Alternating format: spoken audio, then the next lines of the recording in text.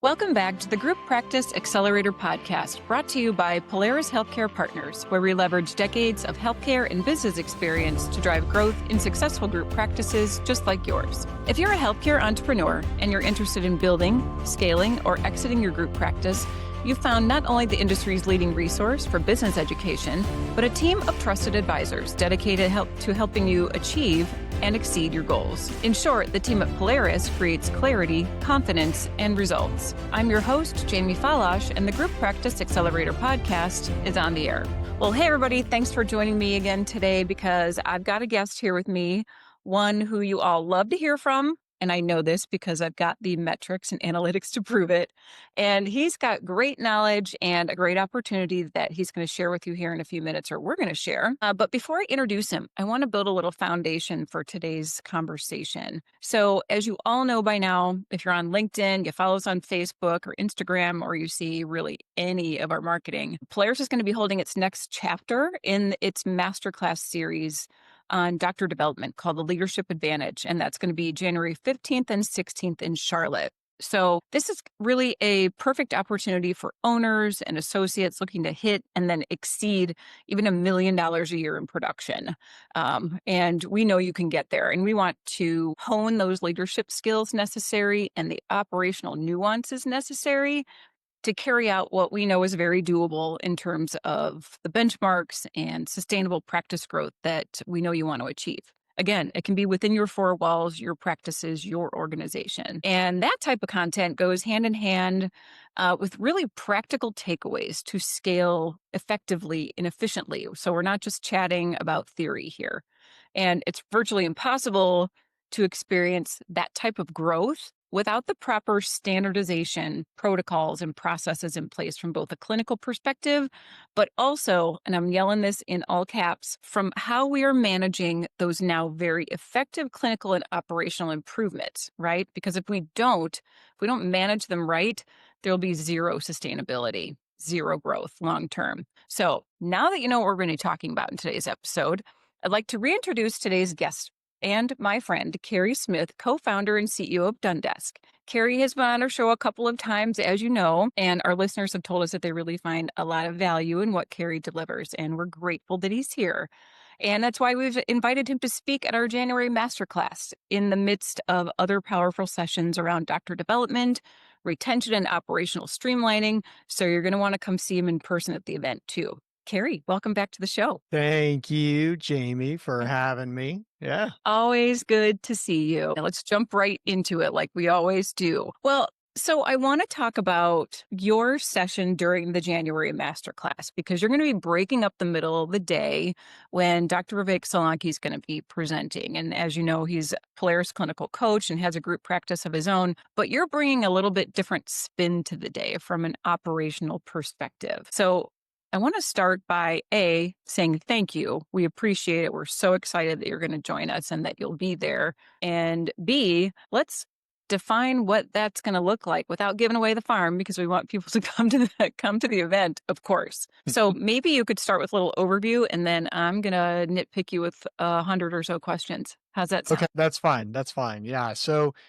when in our previous conversations, we've talked a lot about operational related concerns and whatnot. And so the lens I look at this stuff from my background is in clinical risk management. So it's the compliance, it's how we set up our practice, how do we set up our routines in our business to direct ourselves in our workflows and processes to get us where we want to go. So just to reframe, our definition of compliance isn't OSHA, HIPAA, infection control, radiation, like those sorts of things.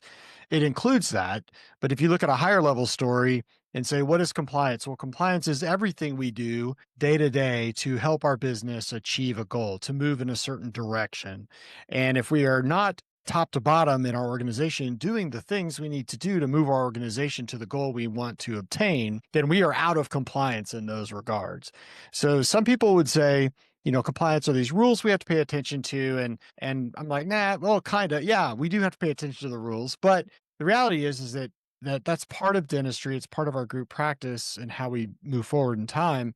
But if you start thinking as a leader and as a manager of organizations, if we're going to be in compliance, we are going to do everything we can to pull every single lever to be perfect in how we deliver our processes, but also that those processes are organized around this future state we want to achieve for ourselves. So in the conference we're having in January in Charlotte, like the whole word salad in that group in that thing is around getting you to that direction, right? And there's different lenses. My lens typically is error avoidance and process, because if we're creating error for ourselves and we're taking steps back, or we're not optimized in some regards, then we're certainly not going to be going the direction we want to go. We typically sometimes go backwards in dealing with some of these issues. So the lunch meeting I'm doing for the conversation is going to be focused on repeatable processes and how do we operationalize those things so they survive a couple of things.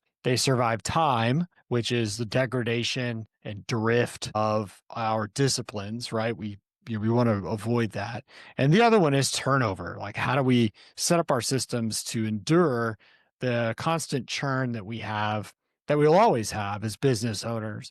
And so that hour or 45 minutes, whatever we're going to get within that space is like, how do we set this up from a leadership imperative perspective? And that's like maybe 5 minutes, because all leaders want that in their business, right? They want to be able to survive turnover and time and the degradation of discipline. So then it's going to be like, well, then what do we do next? Like, what are the steps to build the proper workflows that lead us down the path of success? So that's my presentation for this meeting. Absolutely. And that's a wonderful overview. And I want to ask a couple of specific questions here. When I was looking at the course objectives and we were kind of talking about this and building it, we talked about like things that make a process repeatable and predictable. And if I just think about that quickly, it sounds kind of elementary when I say it, but there's a lot more to it than I think most people realize. Not only like why we document, but what we document in terms of workflow, meaning like which ones are you current in your processes? Are you effective? And how do you even know? So with that, can you touch on a little bit some things that make a process repeatable and predictable? Because I feel like that's a foundational piece. You said the word. The word is effective. Yeah. And does the process yield the result we want to achieve? And everyone's got workflows. Either they've been trained, or they've been learned, or they've been inherited. Like, you hire people from some other dental practice and they're using what they learned over there in your business because you didn't have the time and resources to train them the way you wanted it to get done. Mhm. So when we talk about effectiveness, I kind of see these two story arcs. I see a high level story arc of like, do we even know what our workflows are? And if we do know those workflows, have they been judged relative to the output we want to get from those workflows? That's the high level. And then the lower level is like, how do we train our people to understand not only what those workflows are, but what it all means? Yeah. Why? Because Like, what's the point? yeah, you could. So an example, just a wild example that I happened last week's is fresh in my pea brain, is this young lady. We went to the sterilization area, and I said, "What's this closet here?" And she goes, "Oh, that's where some machinery is." And I opened the door, and we looked in there, and it was the vacuum pump and the compressor. And I said, "Okay, well, how does this thing?" I didn't ask him what it was. I asked him, "How does this thing work?" Mhm. And they just don't know. They press the button on the wall and it all turns on, until the day they press the button and it doesn't, because they didn't pay attention to the things that really drive it. And I point that out as an example because individuals that work in our practices, we assume a lot. We assume they have the right intellect, they have the right engagement and interest in everything they do in the practice, when in reality, sometimes they're just showing up, clocking in, and catching a check and leaving. And if they're not engaged in the work that they're doing, then that is driving some amount of latent risk into your practice. And then at scale, when you have 20, 30, 40 locations, you have risk all over the place. And you don't realize it until something breaks and then you're calling me. That's usually how I learn about these things, is things get broken and then you're like, okay, I need help. So the two layers is going to be that the top is like, do we really have these defined things? And I've got all the workflows defined. And I'll give you the templates for all the workflows at the meeting. That's our That's our bait, right? We'll put that bait in Yeah. the water. Right. Come to the meeting. I'll give you all the workflows. But the reality is you got to take that back and sit with your leadership team and organize these things around like this is how we do business, right? This is how we want to operate. And by the way, none of this is really magical or mind bending in and of itself because dentistry is dentistry. It's only done so many ways. Like unless you're like in sedation or a specialty, it's pretty much dentistry 101 across the board. But the hardest part is going to be how. How do we drive these things into our business that are repetitive so that and predictable so we know this is the result we're going to get. So when to answer your question, I think there's like effectiveness is the linchpin. And that's why we built Dundesk. I mean, I'm not a plug on Dundesk, but it's like, we talk about effectiveness all the time because if the employees are accurate and effective, then they are getting what they need to do out into the world. And you can get repetitive results from those employees, and that all sums up to yield a repetitive product and a known outcome for everything that you do. Yeah, Carrie, you should plug Dundesk, and I will, even if you don't want to on this show, because it's a very necessary thing in my mind and in the mind of many, many others. This is something that if you don't implement it, your practice may very well suffer. So, and that's part of the great value that you bring, and that's why we're so excited to have you at this January event. Yeah, timing is going to be perfect because come January we'll have our new product. We're redesigning Dundesk to be Yeah, a much more easier solution, and in an instant you'll be able to see where you're falling behind. Like in an instant, it is really. awesome. Yes. I need to know more about this. Yeah, well, well, in 2 clicks, you'll know the employee that is falling behind, like, across your organization and be able to rank data. It's gonna be really cool, but then the neat thing is if someone's falling behind, then you can give them the tools they need to catch back up. You're not spending time chasing spreadsheets and looking for the Google Doc or the thing in the Google Drive or the binder that's in sterilization that still has a shrink wrap on it probably. You're gonna pull down the individual's actions and you'll see that they are not being effective. You'll also see who is being effective so you can reward them or disproportionately or reward people for being more effective because a lot of this is knowing what to do, but it's also like this discretionary effort that people you want to draw out of them. And if they're paying attention and you're paying attention and they're giving you discretionary effort, a lot of risk can be caught before it manifests into a financial loss. Yeah, absolutely. Well, and the risk, we could talk hours on the risk management aspect of this, but what I want to focus on here is that you also provide the education to establish a foundation of knowledge or maybe corrective in some instances because my guess is that you come across a lot of practices and a lot of groups where they're just relying on their native knowledge, like what they've learned along the way. And hey, this works. And what do you do when you have a doctor or maybe an ops person in front of you that says, well, this is the way we've always done it, and we know it's getting done? Do you? Yeah. Yeah. Well, you You don't. And don't. that's why we built this software is Yeah. you have this thing where it's like, well, we don't really have the systems to really create these ongoing disciplines, and that's why we built the software. And of course, our training courses are in there, but our training courses only satisfy a portion of what you need to know and operationalize as a business. So then you can just stick all your stuff in there and then see if people are engaging with it and if they're being active in their workflows and how things come together. So it's going to be a perfect time for January because we'll have the whole new program up and out, and then we can talk about what that really means for the content you guys are producing at Polaris, and also the needs of the customers that are there at the meeting. Yeah, because we're talking about implementing new processes or modified processes.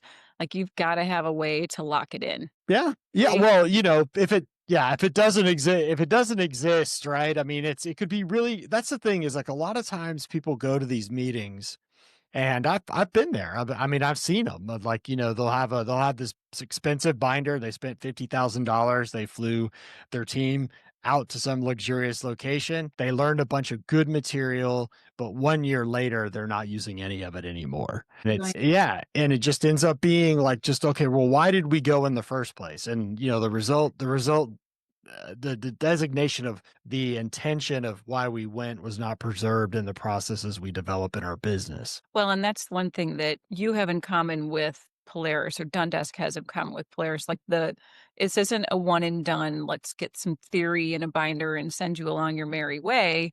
We're going to help you implement it. We're going to be there to follow through and make sure that this works for you, that it is sustainable. People need this Yeah. because if you had the time and the clarity to do it, you would already be doing it. Right. And yeah, as a business owner, look, I wake up sometimes and I'm just like, wait a minute, what? And I'll start paying attention to something and I'll go down the rabbit hole. Mm. And it's like, wow, I can figure all this out on my own. I can figure all this out on my own, but I don't have the time. It isn't a priority for me. And sometimes I need help, right? I just need someone to Everybody does. intervene. Yeah. Yeah. And it's wild. Once you do that, once you invest in the help, the reward in my opinion, like going home happy with everything done, that's my reward is I can go home and go fishing or be with the dogs or whatever versus coming home and worrying about things, right? So I think that's why I'm like for this event, I'm especially happy because there's a nice pairing of clinical, there's a nice pairing of know-how because you guys have been down the road a lot with this conversation, but then there's this new thing with Dundesk it's singular in the world. Nothing like it's going exists for what we're trying to accomplish, and it pairs exactly up with where you guys want to take people. So I'm excited to go to Charlotte. It's always a good time, and we'd love to see everybody there.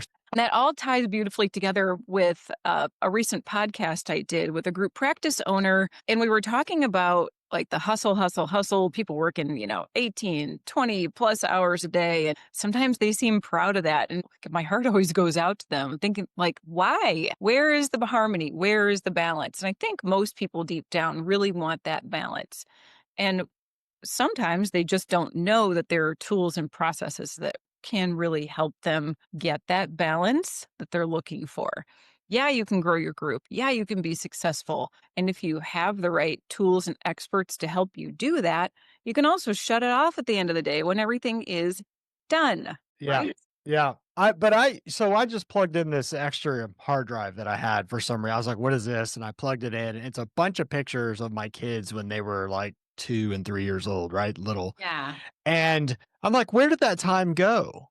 Oh, Like, 'cause I own 3 businesses and it's easy to work as many hours as you want or you need to, and it's good in sprints. I like working really hard and spending lots of hours in sprints, but the reality is that I don't like this term work-life balance. I really enjoy the term life balance, where we create a business that enables us a life to live. I don't wanna get down to where I'm in retirement and I can't walk and move around because I've busted my butt for so long working, and I work in a profession that's not as, degenerative physically as dentistry, right? Just right. the Right. Right. ergonomic positions and all that. So I would highly encourage if you're young-ish and you want to endure and have, mental freedom, really, like, reframe the purpose of ownership to say, wow, you know what? I can build a business that allows me to live the dream or this entrepreneurial dream, which includes a lot of freedom. Usually, when you talk about, hey, I want to be a business owner, what is that? Why would you want to be a business owner? Well, I'll be my own boss, do my own thing. Well, then you don't get to do your own thing because you have 17 jobs and half a paycheck because you're responsible for so many things. And plus, you didn't get the training on workflow design, talent practices, financial leadership, because, for a variety of reasons, you end up taking this stuff home with you. And I mean, I'll be in a meeting and I'll say, hey, I'll do a little survey and how many of y'all take work home with you? And invariably, almost every owner says they do. So I think this is, if you're interested in that sort of outcome, business objectives are important, but also looking at like how do you endure and how do you stay effective as a leader through time versus these ups and downs of, this emotional tug of war with how much time do I spend with my work versus how much time do I spend with my kids or my dogs or whatever, my hobbies. And so really thinking, okay, if I'd go back in time and design this thing perfect where I can live this life I want to live, what would that be? And that's what this meeting's about, like really putting together these disciplines so less of it comes home with you, more of the reward goes home with you, right? Exactly, and that's whether you're looking to build this massive legacy that, you wanna live out and continue to stay in the chair a bit, or maybe you're building it to sell, which a lot of docs wanna do, and they're bringing on associates as anchor doctors. They're building out the new locations, adding de novos, adding acquisitions. They're bringing in associates that are going to be these anchor doctors as they transition from clinician to CEO, making that move. You've got to have all these processes and workflows in place. So that's why I think it's perfect that you're going to be joining us. And before we get too off track, I want to ask about some of those workflows. Like, which ones do you find, and I know you probably know these off the top of your head, which ones require documentation or which ones can people just rely on? Yeah, here's how we do it. We do it this way, and this is native. Or are there none like that? I mean, there's going to be a few. But I think from a documentation angle, it's, you document, hey, there's a standard we want to meet. And then how do we meet the standard? And then who does the work? Like who's going to be doing Yeah. these things? And then what do they need to know to make sure that as they do it, they're effective? Right. And that feeds back onto the top part is like, okay, what is this workflow intended to output? Right. So from a documentation angle, this is probably the hardest part because and if you have discipline through time, that means you have a good training program that teaches people the disciplines you want them to have. But when they leave, the next people up have a software they can rely on where all this knowledge base lives. And then when they have the degradation, if your documentation is like your performance managing them against these standards, then you could say, okay, here's what our standards are. You're not meeting those standards. Now here's where we have to go to get you back up to speed. And that's this whole cycle of what it's not human resources. I would say it's more talent practices. Like, how do we diagnose talent deficiencies? How do we develop them? How do we put development plans in place like this cycle?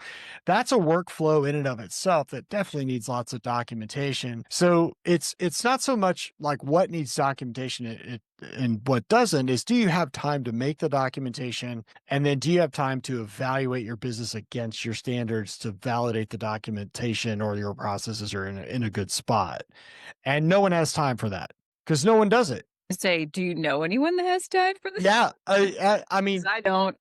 well, I mean, like you could look at a really easy example is something like discount tires. Like every time I go to discount tires, I get pretty much the same experience, which I would say is an 8 or 9 out of 10.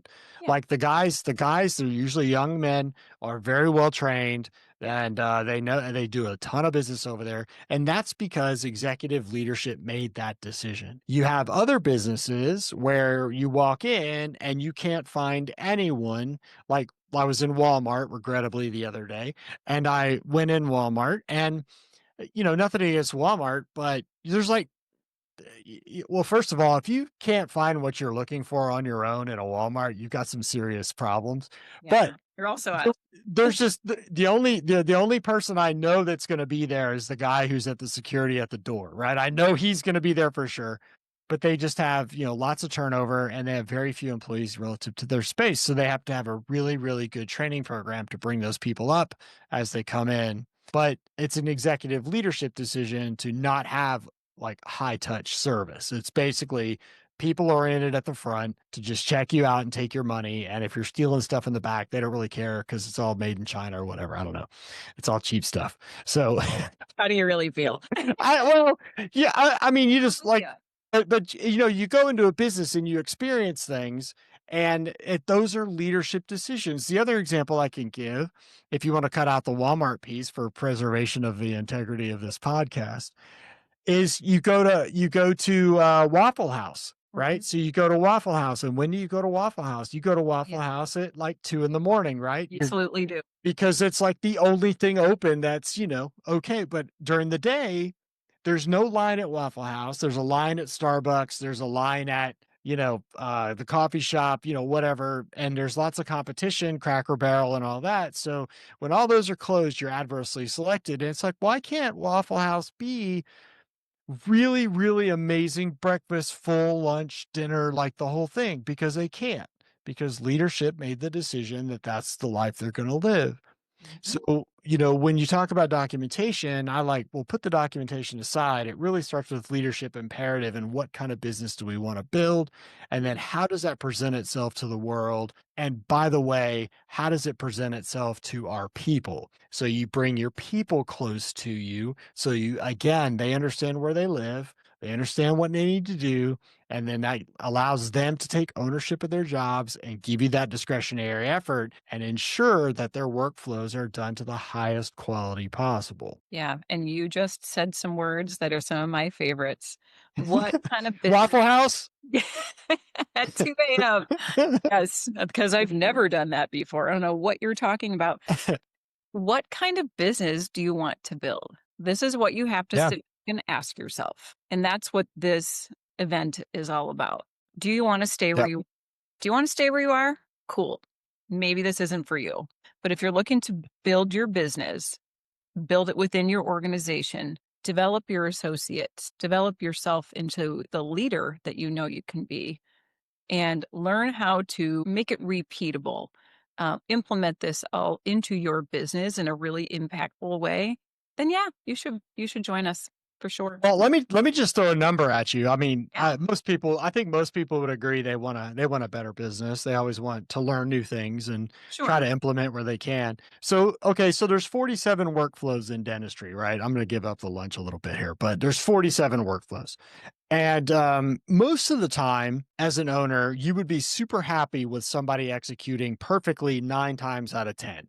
right? Answering the phone 90% of the time, they're crushing it. Like people would die for that. If you have 47 workflows and you try to move something through those processes and at a 90% effectiveness for each one of the workflows, you only end up with 62% effectiveness as a business because in dentistry you have a flow of events, right? You have a chain of events that Yeah. occur: check-in, insurance, pre-med, do the exam, hygiene exam, whatever. If any of that gets messed up in that workflow, it impacts the next part of the flow. So if you had 1,000 items and you ran 1,000 items through a 47-step process and each step was only 90% effective, then you end up with 62% yield of that workflow. Mm, And this is where you get one-star Yelp reviews from, is yeah. that it wasn't leadership's decision, it was someone's execution within that workflow. But I just want to throw that number out there because you think, wow, someone's being 90% effective. That really sounds like a really good number. But in reality, it means you're 10% ineffective and it ripples down the chain, which yields ineffectiveness across the board, which impacts the people that work for you, but also impacts, the people that are paying your bills, which is the patients. Well, yeah, and it becomes completely unacceptable at that at a much higher threshold than 62%. In fact, my son and I always comment on customer service when we're out and about together. And for those who don't know, he's almost 20, but it's how you're treated and it matters. Yeah. 62%, you'd have no patience left. Yeah. What if you're a surgeon? Hey, I got a 62% success rate. What if you're a pilot? Think about that. Yeah, yeah, that's no, I don't The no. time I'm doing a I'm good job. yeah, I'm driving to Charlotte now. I'm not gonna fly, thanks a Sorry to bunch. plant that seed. But I mean, but it's a miracle. It's a miracle anything gets done. I mean, if you Yeah, think you're about it in right. that way, it's a miracle. And but what's wild about it, what's very promising about it, is that this is as a leader, you can decide to actively influence all of these workflows, but you don't. So you end up building latent risk into your practice. Yeah. And that's why you take things home with you. That's why you worry, because your body knows that there's things happening that need to get done that you're not doing, and you carry that. I call it the bear in the woods, right? So you know there's a bear. You don't know where the bear is, but it's out there, and you just worry about it, right? And it's there's a bunch of psychology that goes along with all that, but but the neat thing is you can fix it, and you can start to empower your business to again get back to that part where you're like, hey, what happened to this entrepreneurial reward I was told all about back in dental school? Well, cool. You can build this right now, and you Mm. can go live the life you want to live through your business. Yeah, exactly. And do what you dreamed of doing and not feel overwhelmed by it at the end of the day. And let's not sugarcoat it. There are going to be days. Everybody has stressful days. Yeah. However, Yeah. there are ways to sort of insulate against a lot of that stress. So I'm really excited that you're going to be talking us through that. And I'm sure that we could have you there for hours and talk on this topic because I know you and I have a couple of times on this show. But like, why document things? Let's talk about the anatomy of what that repeatable process looks like, and then really putting it into practice. Yeah. Right. Yeah. Yeah. Well, Yeah. I'm Let's excited. let's let's do it. Let's do it. Let's do it.